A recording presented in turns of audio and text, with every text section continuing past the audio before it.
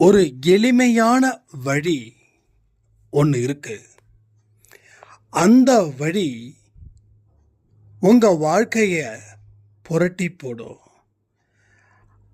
அது சந்தோஷத்தையும் நிம்மதியையும் பேரின்பத்தையும் நோயில்லாத ஒரு ஆரோக்கியமான சுத்தமான வாழ்க்கையையும் உங்களுக்கு தரும். கடவுள் காத்துக்கிட்டு இருக்காரு. எப்போ நீங்க இதையெல்லாம் விட்டுட்டு அவர்கிட்ட வருவீங்கன்னு. நீங்க இதையெல்லாம் விட்டுட்டு அவர்கிட்ட போயிட்டாவே உங்களுக்கு பிடிச்சிருக்கக்கூடிய அத்தனை துன்பங்களும் விலகி நிற்கும்.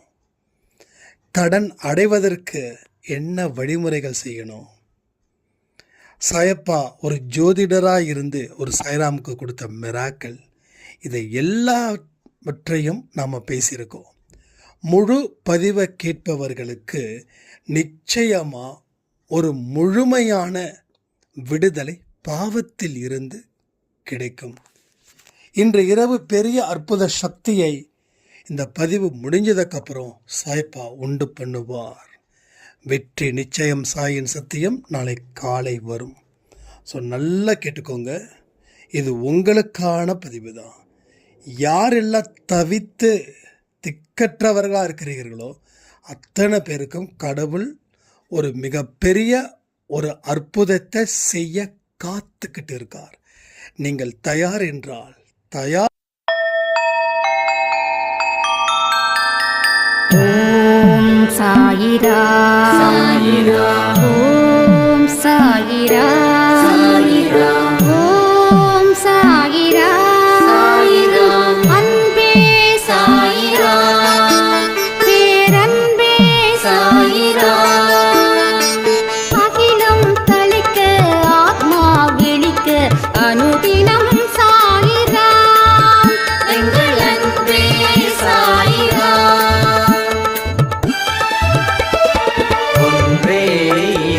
ஒன்றே பூமிக்கென்றும் சாயிரா, சரணம் சாயிரா, நன்றே செய்து வாழ்வோம், நாம் ஒன்றே செய்து வாழ்வோம், அன்பே சாயிரா.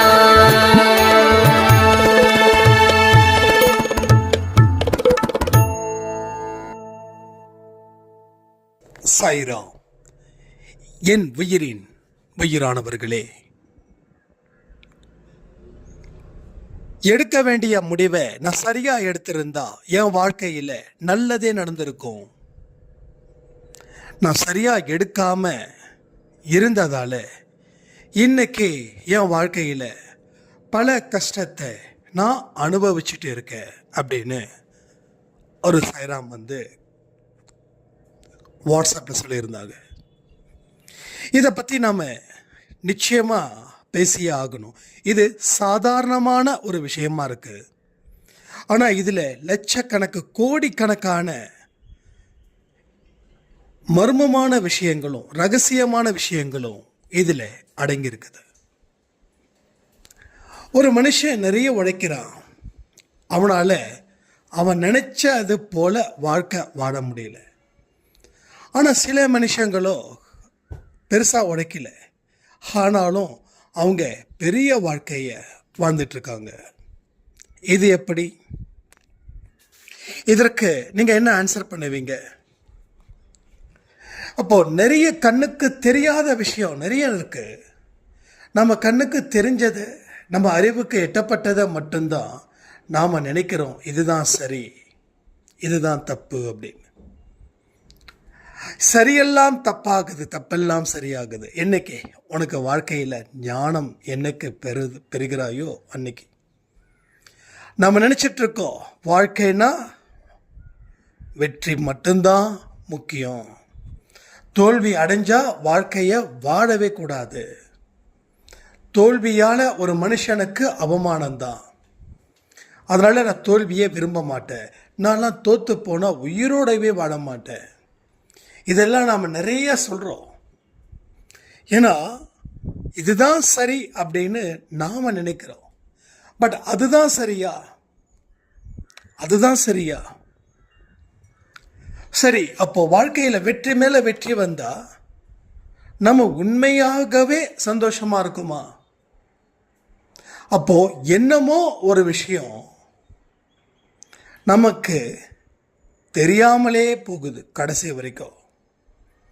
அந்த விஷயம் நமக்கு தெரிஞ்சிடுச்சுன்னா வெற்றியை பற்றியோ தோல்வியை பற்றியோ, எடுத்த முடிவுனால வாழ்க்கையை இழந்த அப்படின்றத பற்றியோ நாம் நினைக்கவே மாட்டோம். அது என் வாழ்க்கையில் நடந்துடுச்சு, அந்த நடந்ததுக்கு காரணம் இவைகள் தான் அப்படின்னு உங்களுக்கு புரிய வரும். எந்த ஒரு விஷயமும் நம்ம மனசு ஏற்றுக்கிட்டா அந்த பிரச்சனையை ஈஸியாக கடந்து வர முடியும். ஒரு காதல் தோல்வி, நம்ம சின்ன வயசில் கண்டிப்பாக ஏதாவது ஒரு லவ்வுக்கு இதில் போய் மாட்டியிருப்போம். அது தோல்வி அடைஞ்சிருக்கும். ஆனால் தோல்வி அடைஞ்ச உடனே நாம் உயிரை விடலை. உயிரை விட்டவங்க சிலர், ஆனால் பலர் உயிரை விடலை. இன்னைக்கு அது நம்ம வாழ்க்கையில் நடந்த சம்பவமாக போயிடுச்சு.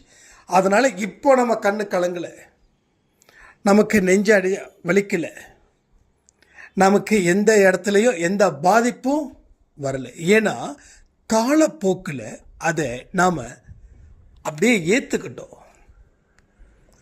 அப்போது இந்த அனுபவம் எங்கே மறந்து போயிடுச்சு?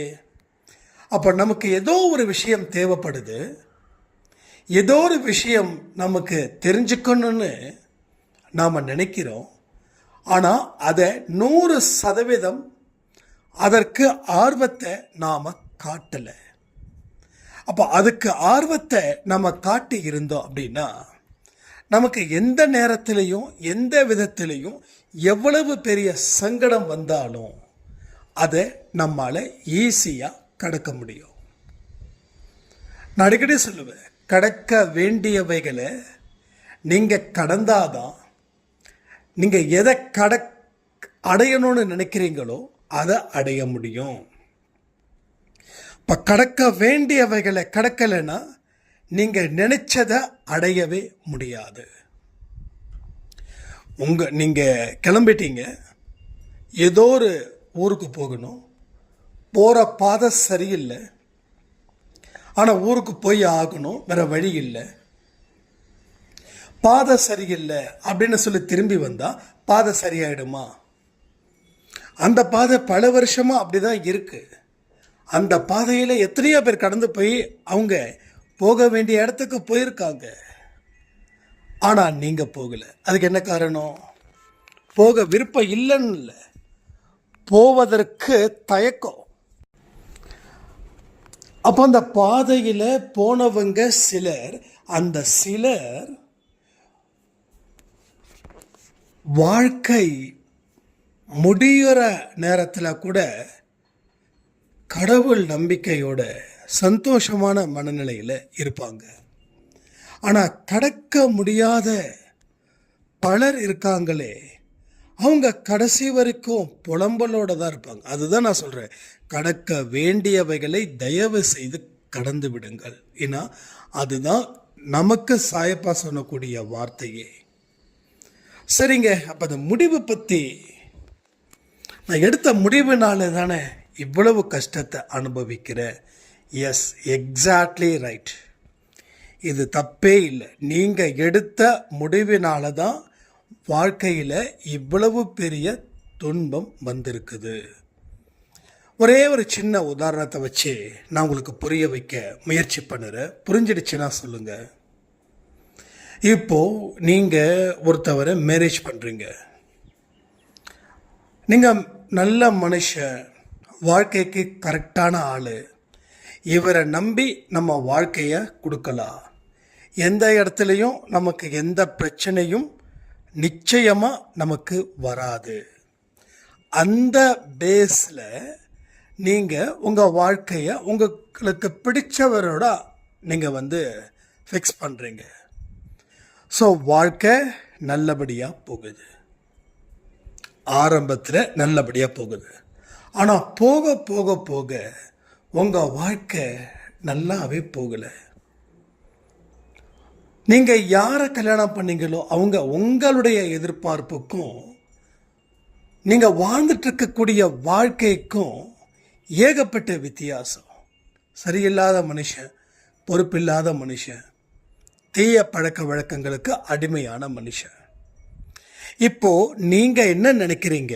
நான் எடுத்த முடிவு தவறு, ஒருவேளை நல்ல முடிவை நான் எடுத்திருந்தா இந்த பிரச்சனை வந்திருக்காது அப்படின்னு.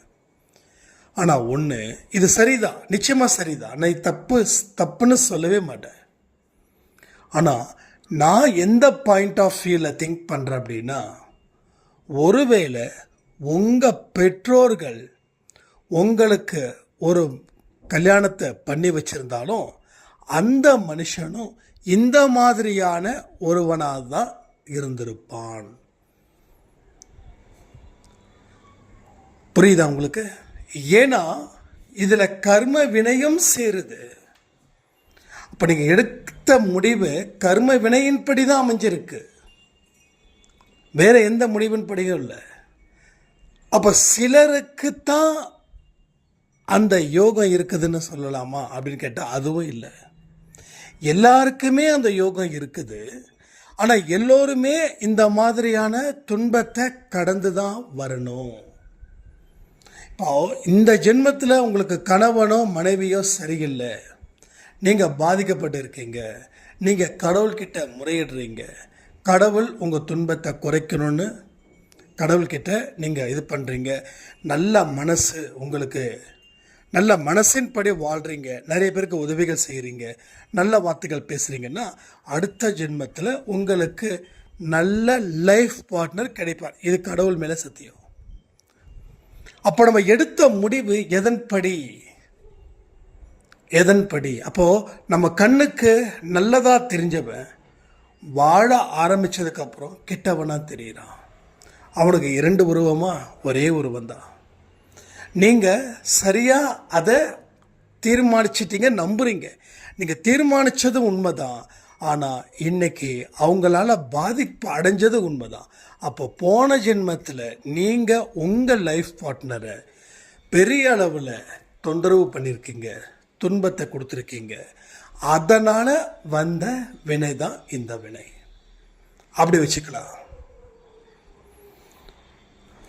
அப்போ நான் வாழக்கூடிய வாழ்க்கையில் நான் எந்த தப்பும் பண்ணலை, ஆனால் துன்பத்தை அனுபவிக்கிறேன் அப்படின்னா அதுக்கு என்ன காரணம்? போன ஜென்மத்தில் செய்த பாவங்கள். அதற்கு பிராயச்சித்தம்தான் நம்ம இன்னைக்கு இந்த துன்பத்தை அனுபவிக்கிறோம். உங்களுக்கு என்றைக்குமே ஒரு கில்ட்டி ஃபீல் வரக்கூடாதுன்றதுக்காகத்தான் இந்த விஷயத்தை உங்ககிட்ட சொல்கிறேன். அப்போ இந்த விஷயம் உண்மையா பொய்யா அப்படின்னா 100க்கு 100 உண்மையும் இருக்குது, 100க்கு 100 பொய் இருக்குதுன்னு சொல்ல வருவேன்னு நினைக்கிறீங்களா? பொய் இல்லை, 100க்கு 100 உண்மை மட்டும்தான் இருக்குது. ஏன்னா ஒரு விஷயத்தை உண்மையாக தான் நம்ம பேசுகிறோம், பொய்யா பேசவே இல்லை.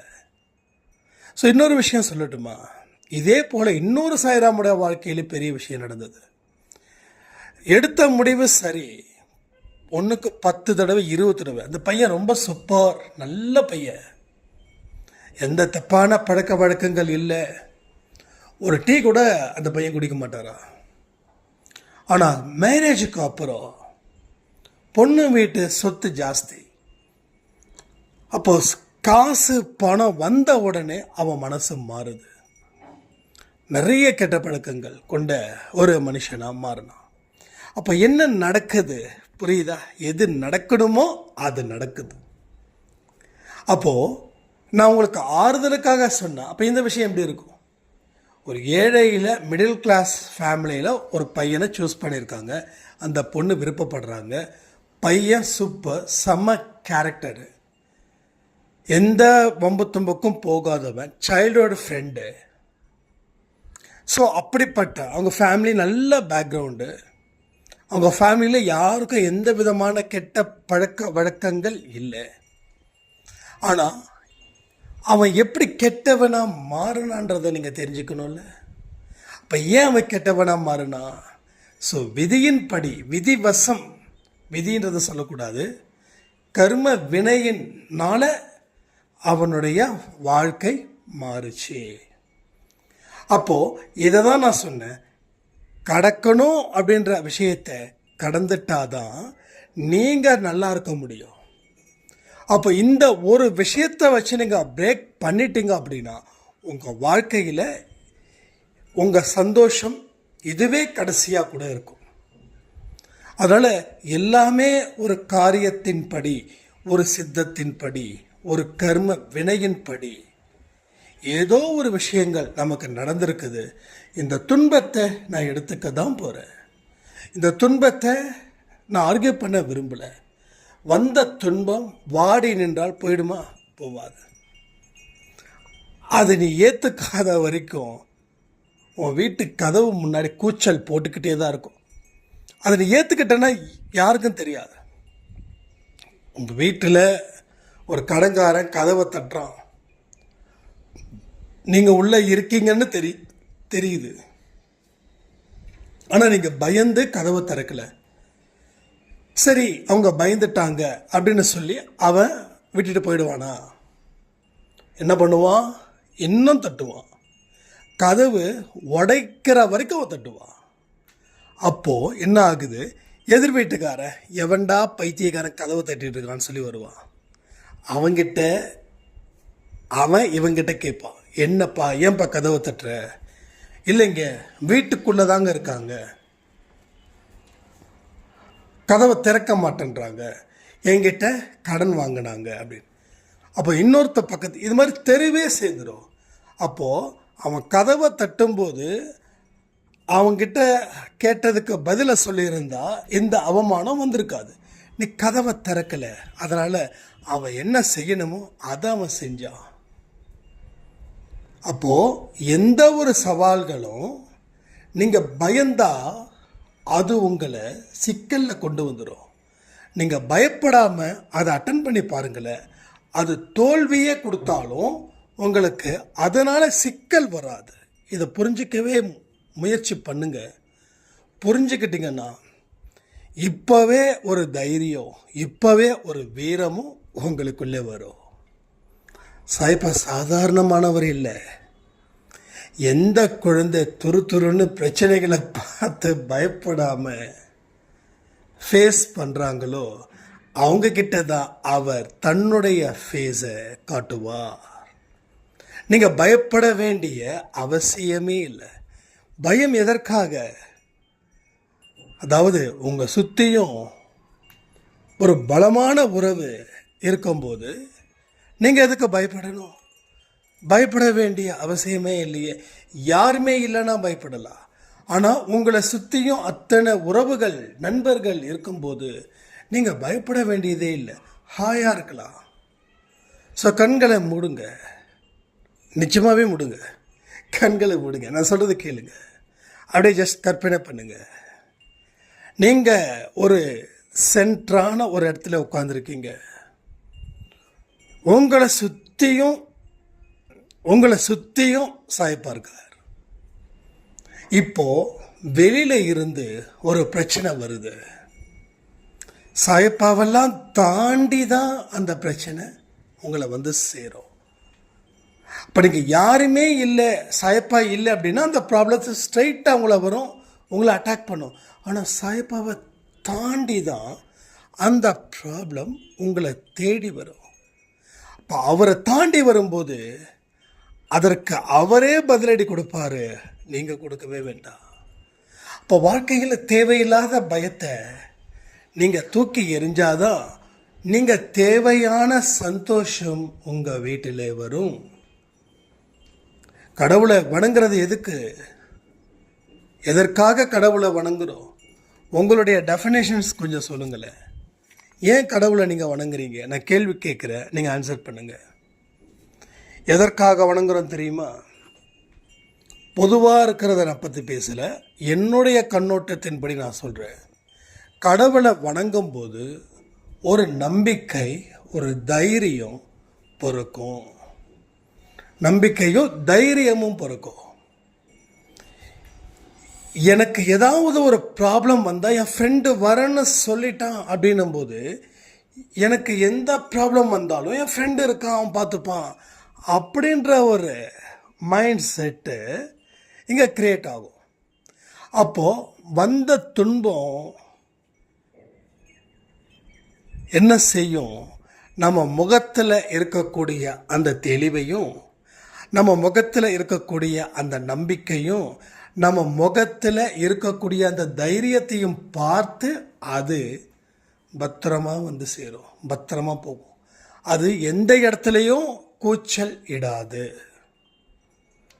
கூச்சலே போடாது. நம்ம நிறைய மிராக்கள் சொல்லியிருக்கோம் அன்பே சாயில், என்னென்னலாம் சொல்லியிருக்கோம். எப்பயும் நான் சொல்கிறேனே, இருக்கிறதுலே பெரிய மிராக்கள் அப்படின்னா இப்போ நினைவுக்கு வரதா சொல்கிறேன். நான் சொல்லியிருக்கேன், நான் சொல்லலை, சொல்லியிருக்கேன். கணவன் அந்த அவங்கள வந்து ஓரமாக உட்கார வச்சுட்டார். மாமனார் மாமியார் எல்லாரும் ஓரமாக உட்கார வச்சுட்டாங்க. கணவர் கூட பிறந்தவங்க 2 பேரும் 3 பேரும் அவங்களும் ஓரமாக உட்கார வச்சுட்டாங்க. நம்ம அன்பே சாய் குடும்பத்தில் இருக்கக்கூடிய ஒரு பெண்ணு. ஃபைனலாக எல்லாரும் அவங்கள வசைப்பாடுறாங்க, திட்டி தேக்குறாங்க, வீட்டை விட்டு துரத்துறாங்க. ஏன்னா இது ஒரு காதல் கல்யாணம். பெண் வீடு வந்து ரொம்ப ஏழ்மை, பையன் வீடு பணக்கார. ஆரம்பத்தில் இருந்த காதல் போக போக கசக்குது. அப்போ இந்த பெண்ணுக்கு ஒரே அடைக்கலம் தந்தது யாரு? சாயப்பா. பெற்றோர்களுக்கு தெரிஞ்சால் பெற்றோர்கள் வருத்தப்படுவாங்க, அதனால் பெற்றோர்கிட்ட சொல்ல முடியல. இப்போ ஒரே அடைக்கலமாக இருக்கக்கூடியவர் யார்? சாயப்பா. தொடர்ந்து சாயப்பாவை வணங்குறாங்க, வணங்குறாங்க, வணங்குறாங்க. ஆரத்தி சச்சரிதம், அதுக்கு கூட ஸ்ட்ரிக்ட். வீட்டில் ஹெட்ஃபோன் போட்டு தான் ஆரத்தி, ஹெட்ஃபோன் போட்டு தான் சச்சரித்திரம், படிக்கிறது கேட்கறது. இதெல்லாம் கடவுள் பார்த்தாரு 2-3 மாதம் நிலைமை ரொம்ப மோசமாகுது. 4வது மாதம் குடும்பத்துக்கே பிரச்சனையாக வந்து நிற்குது. குடும்பத்துக்கே மிகப்பெரிய பிரச்சனையாக வந்து நிற்குது. அப்போது இந்த குடும்பத்தில் இருக்கிறவங்க எல்லாம் ஜோசியக்காரரை தேடி போகிறாங்க. ஜோசியக்காரராக நம்ம சாயப்பா இருந்தாங்க. ஒரே ஒரு வார்த்தை தான் சொன்னாங்க, உங்கள் வீட்டில் இருக்கக்கூடிய உங்கள் மருமகளுக்கு நீங்கள் அநியாயம் பண்ணுறீங்க. அவங்க வந்து கடவுளோட சக்தி அவங்கக்கிட்ட இருக்குது, ஒரு முனிவருடைய சக்தி அவங்கக்கிட்ட இருக்குது. அந்த பெண்கிட்ட சாய்பாபா இருக்கிறாரு. யார்? சாய்பாபா இருக்காரு. அதனால் அவங்க மனசை நோகாதது போல் பார்த்துக்கோங்க. இல்லைன்னா இன்னமும் வருத்தப்படக்கூடிய சம்பவங்கள் நிறைய இருக்கும் அப்படின்னு. ஸோ எவ்வளோ ஒரு எக்ஸாக்ட் பாயிண்ட் பாருங்க. அதற்கப்புறமா அவங்க வீட்டில் இருக்கிற எல்லாரும் அவங்க கிட்ட வந்து மன்னிப்பு கேட்டாங்க. கடைசியாக மன்னிப்பு கேட்டவர் அவங்க கணவர். என்னை மன்னிச்சிடு, இனிமே உனக்கு எந்த இடத்துலையும் எந்த தொல்லையையும் நான் கொடுக்க மாட்டேன், நீ படித்த படிப்புக்கு தகுந்த மாதிரி நீ வேலைக்கு போ அப்படின்னு சொல்லி தாங்கினதுக்கப்புறம் அந்த குடும்பத்தில் இருக்கக்கூடிய பிரச்சனைகள் முடிவுக்கு வந்தது. ஐ திங்க் அவங்க திருச்சூர் நினைக்கிறேன், ஐ திங்க் கேரளா நினைக்கிறேன். அவங்க அவ்வளோ எக்ஸாக்டாக அது வந்து சொல்லவே முடியாது. ரெகுலராக அழுது ஆடியோ கொடுப்பாங்க. வெயிட் பண்ணுங்கம்மா, காத்துருங்க, பொறுமையாக இருங்க. ஸோ சாயப்பா வந்து உங்கள் கூட இருக்கிறாருன்னு நம்புங்க. ஏன்னா யாரெல்லாம் வறுமையில் இருக்காங்களோ அவங்கெல்லாம் கொஞ்சம் நம்பிக்கை அற்றவர்களாக இருப்பாங்க. ஆனால் வறுமைனா கஷ்டம் சொல்கிறேன்.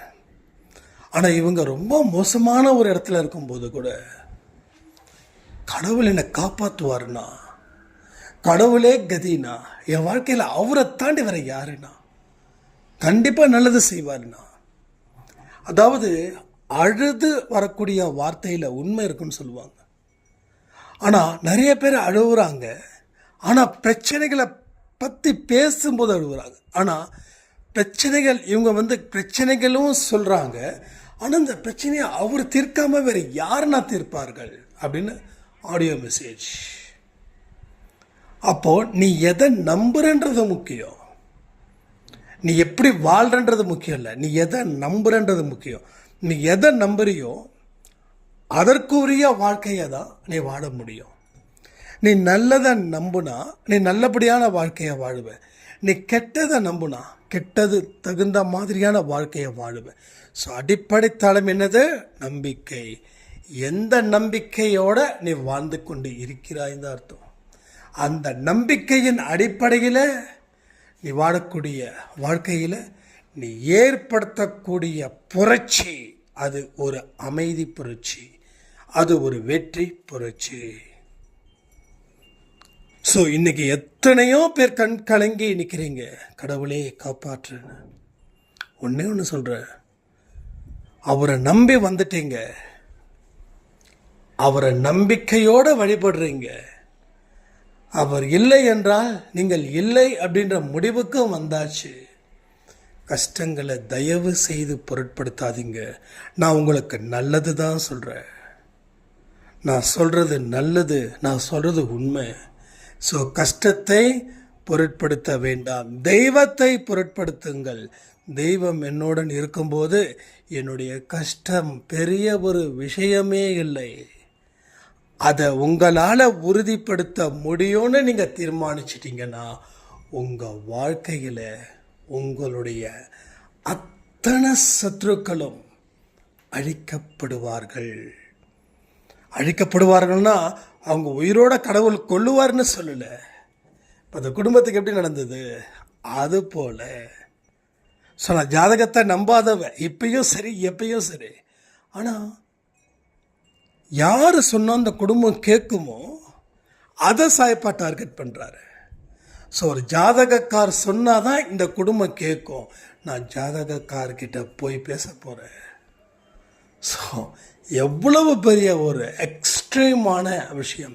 நான் சொல்லும்போது நீங்கள் அந்த பெண்ணுடைய மனநிலையில் இருந்து கேட்கணும். உங்கள் மனநிலையில் இருந்து கேட்காதீங்க, அந்த பெண்ணோட மனநிலையில் இருந்து கேளுங்க.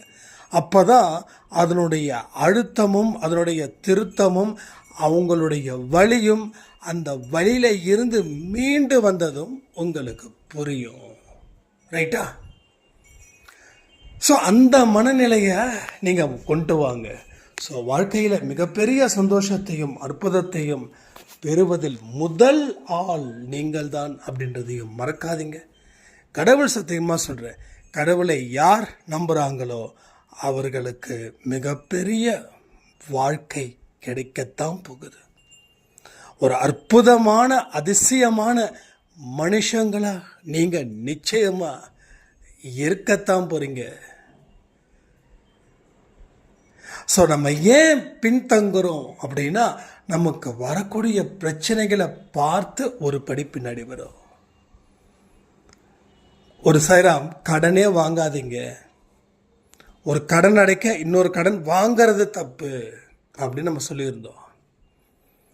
சாய்ப்பா கிட்ட அவங்க ஒரு சபதம் எடுக்கிறாங்க. இல்லை சாய்ப்பா, இனி எப்பேற்பட்ட ஒரு ஒரு சிச்சுவேஷன் வந்தாலும் நான் கடன் வாங்க மாட்டேன் அப்படின்னு. ஸோ கடன் வாங்கலை. 6 மாதம் ஆச்சு. வரக்கூடிய அத்தனை பிரச்சனைகளையும் ஃபேஸ் பண்ணாங்க. அவங்க கொடுக்கக்கூடிய துன்பத்தை தாங்கினாங்க. எத்தனையோ வார்த்தைகள் அந்த கடன்காரங்க பேசுனதை, கடவுளே இதை நான் ஏற்றுக்கொள்ளணும் அந்த மாதிரி ஒரு மைண்ட் செட்டப்லேயே அவங்க இருந்தாங்க. ஃபைனலி என்னாச்சு தெரியுமா?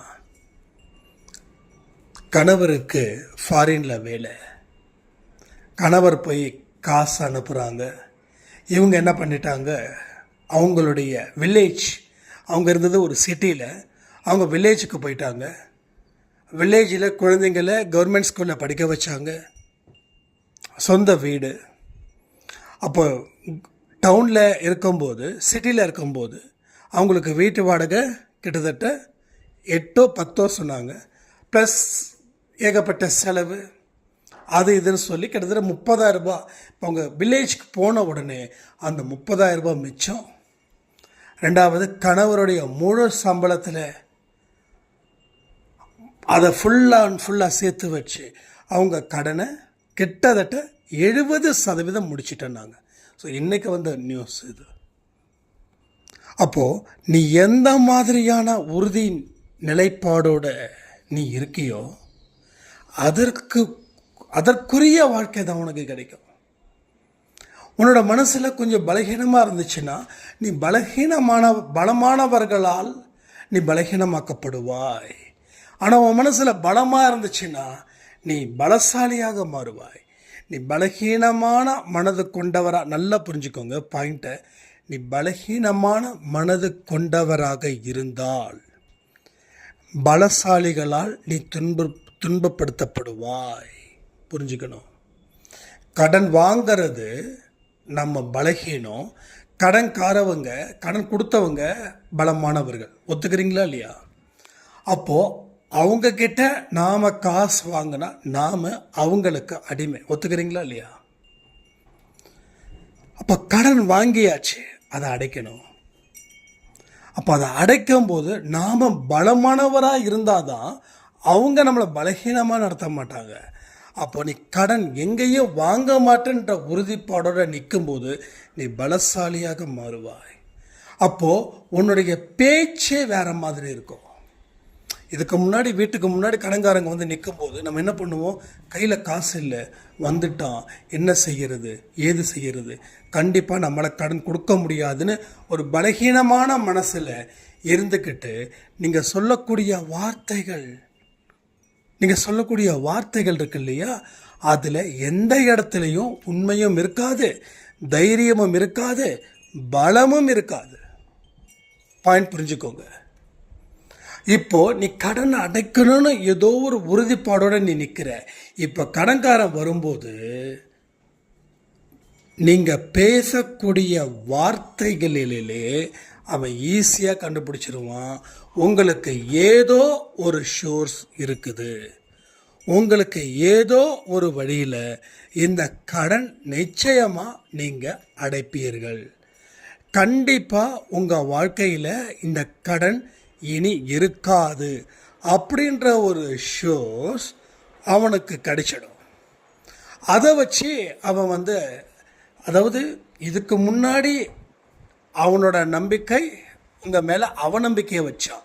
ஆனால் இப்போது அவன் பேருக்கு ஒரு சில வார்த்தைகளை, கடினமான வார்த்தைகளை சொல்லிட்டு போயிடுவான்.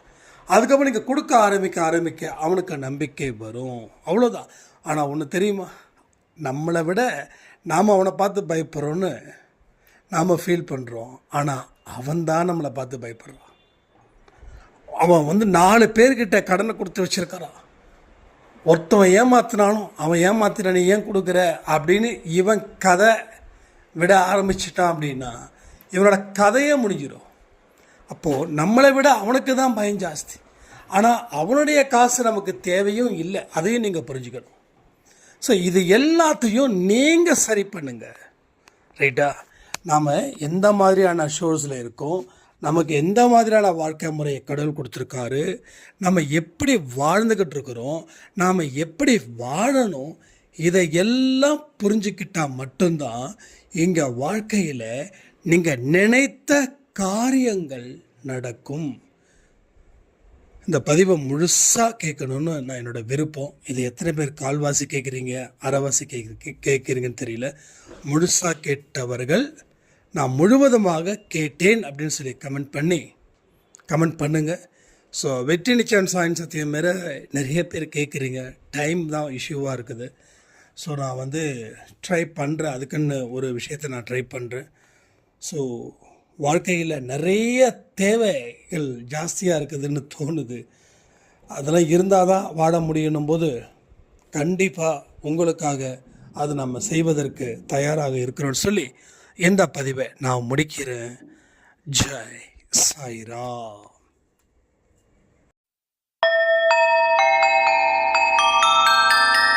ஓம் சாயிராம். ஓம் சாயிராம்.